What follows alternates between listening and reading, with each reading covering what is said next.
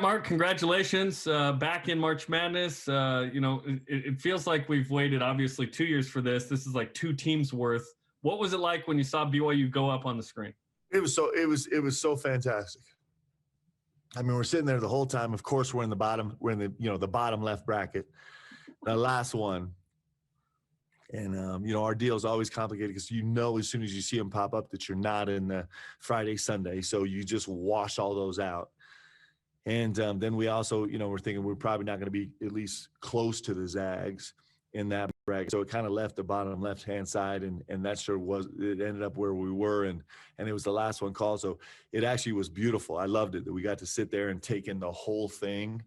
And kind of watch team by team, and I'm glad my guys got to have that experience, and then just the anticipation of us being there, and then they went 116 and they skipped us on the 8-9, which we were really excited about, and then you get to the bottom half of that left side, the bottom half of the bottom left side bracket, and the first name is the 6, and so as soon as they flipped to that, we're like, come on, let's go 6, and we got it. So we're incredibly excited about it. And then to see Michigan State and UCLA, it just makes it doubly better. I mean, it's just as awesome. And so let's go. It's on. Were you hoping for a 6? Yeah, I think the 6 was probably our ceiling. Everything that, we were seeing is the same things you were seeing was that probably the 6 was the ceiling. Maybe the 8 was the floor. And so we were really, really, really pleased with that. How quickly, once you see your name, do you start to go into coach mode with, who we playing? And then you see a play-in game, which is interesting. So you mentioned your reaction to Michigan State and UCLA. It seems like you like that there's a couple of blue bloods right there. Yeah, I mean, we're really excited about it. You go to the NCAA tournament to play the best teams, right? That's the whole point. And so, we're coming right out of the gate with two great teams. I mean, Michigan State has beat 3 of the top 5 ranked teams in the country. And we know UCLA. I mean, I know, Mick. It's fun because all 3 of us were at Maui last year and had such a phenomenal experience there. And we have some history with both teams, and they're 2 of the best coaches in college basketball, certainly with incredible talent on their squads. And so that's why we're going to play in the NCAA tournament. That's why we don't want to play in the CBI or the NIT. We want to go play against the best teams in the country, and we're getting them right from the get-go. There's some history with the 6th seed. I'm sure you're aware, with 1981 and with UCLA. So if the Bruins happen to win, that could be some interesting history there with BYU's Elite 8 run with Danny Ainge. Yeah, it's super exciting. Okay, when you look at the chance to play a team that has played in the play-in game, that certainly makes it a little more complicated in terms of preparation. How do you approach that this week, as you kind of have to wait to see what happens on Thursday with the Bruins and Spartans?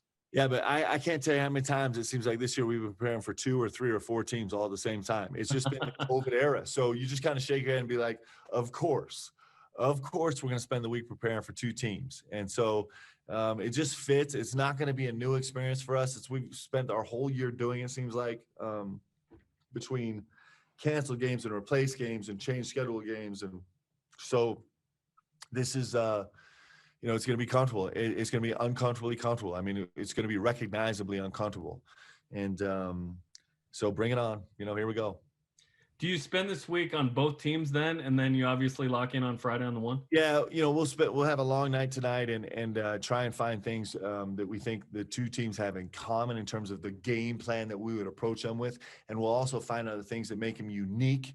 We'll probably spend a lot of time on the things that they have in common, really focusing on our work on that. That's what we've traditionally done when we're preparing for more than one team.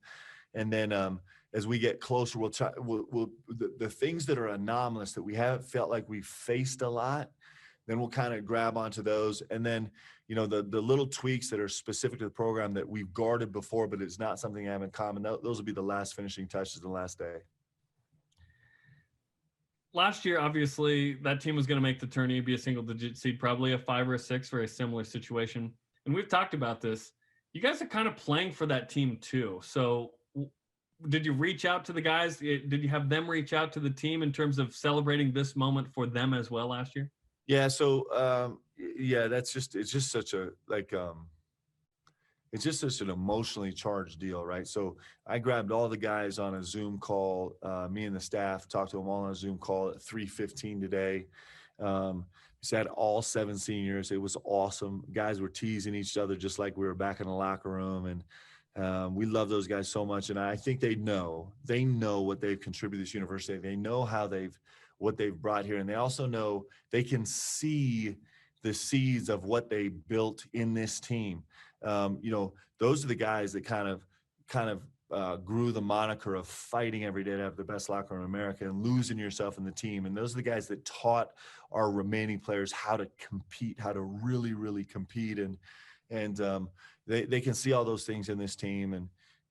So they're definitely in this ride with us. It's heartbreaking. Of course, it always will be that they don't get a chance to come play in this, but they've done everything short of that. There's no chance in the world that this team is where it is today without that team. There's just no chance. They're completely linked together. Always will be.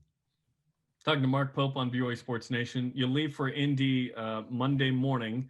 So what's the week going to be like as you make sure you don't have COVID and you're also prepared and ready to go on Saturday, and you don't go crazy, but you're going crazy with excitement because you're playing in the tourney, man? Yeah, how terrifying was yesterday and the day before when I'm forgetting who went down first, but we had Duke went down, and then Virginia went down, and then Kansas went down, and I was seriously, I think we all had a little bit of PTSD. Like, is this whole thing going to get shut down? It happened that fast last time, and so we've been increasingly every day hypersensitive about staying away from COVID. I think all of our guys are taking extraordinary measures to try and stay safe.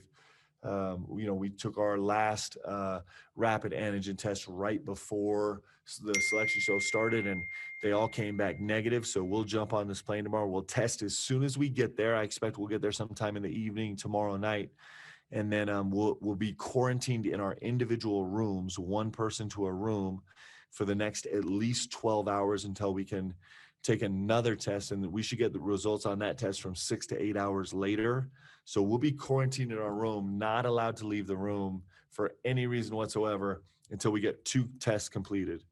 And then we'll stay safe there. So that's kind of what the testing process looks like. We get an hour and 50 minutes on the court each day. So it's not very much time on the court. We get 45 minutes in the weight room, and we get unlimited time in the meeting room. But other than that, we are locked in the room, in our hotel floor. We'll have our own floor. We're going to be incredibly respectful of that floor of the hotel, but it does give us the opportunity to do some things that you always imagine would be fun to do in a hotel floor if you had the whole floor. We're going to try them all. That'll be fun. When do you find out which site you will play at? Yeah, we don't even know yet. So we do know the first 4 is playing in Indianapolis. And so I don't know if, because of that, I wonder, since we're so closely linked, if they'll keep us there. I'm just not sure. It does matter. Ticket opportunities are different. For example, we've heard that at Assembly Hall, they're only going to do a maximum of 500 tickets in the arena, whereas that there won't be those limitations other places. So things like that matter. Driving to Bloomington or driving up to Purdue is a little bit of a commute. So those things will make a difference. We'll figure all that out. That's nothing new. We face stuff like that all year long. Matt Harms playing again at Purdue could be fun. Yeah. I mean, listen, I'm not going to lie. It's not Conseco Fieldhouse anymore, but at the Pacers, Jim, I'd love to be back in there. Like I would love that. And I know it would be fun for Matt to go up to Purdue. And, I spent a lot of time playing in Hinkle Fieldhouse. We would practice there a lot. So this is a little bit back home stomping grounds for a couple of us. We're really, really excited about that. You got the 23rd overall seed. What does it mean to be a top 25 team going into March Madness? That's a significant accomplishment as well. Yeah, we've been knocking on the door for the last month or so. Metric-wise, Net and Ken Palm, we've been in the top 25, I think, pretty consistently for the last 3 or 4 weeks. We're just, we've just been one spot out the last 2 weeks in the AP. I'm calling all my friends in the media, be like, guys, what's the deal? Can we not just get one more vote to bump us up? But it means a lot. It's a tribute to these guys. It means a lot all the way up until this moment. And then we're going to enjoy this moment. The staff's already at work breaking things down, but the guys will go home and start packing and really savor this. And then the great thing about the NCAA tournament is tomorrow, seeds don't matter. Like, it just doesn't matter. Like, it is a survive and advance, like, the most beautiful thing that you ever experience in your life in terms of competition. And so we just got to go find a way to win a game on Saturday. We have to find a way to win a game on Saturday. That's all we'll think about and all we'll talk about from here on.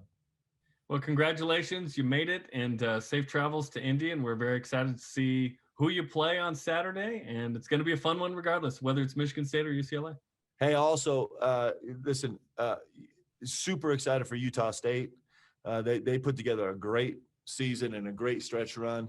And then, man, we had teams that were close, didn't we? I was sure either Southern Utah or Weber was going to win. They were the two favorites in their tournament.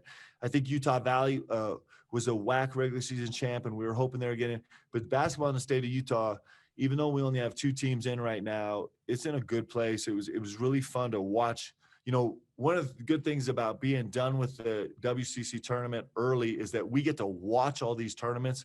And it sure was fun to watch these great coaches and great programs in the state of Utah go to battle. So let's go, man. Come on, Jerem Jordan. I know you're hyped, baby. I am hyped. March Madness. I'm so excited, Mark. Congratulations and good luck in Indy. Let's go, Cougs.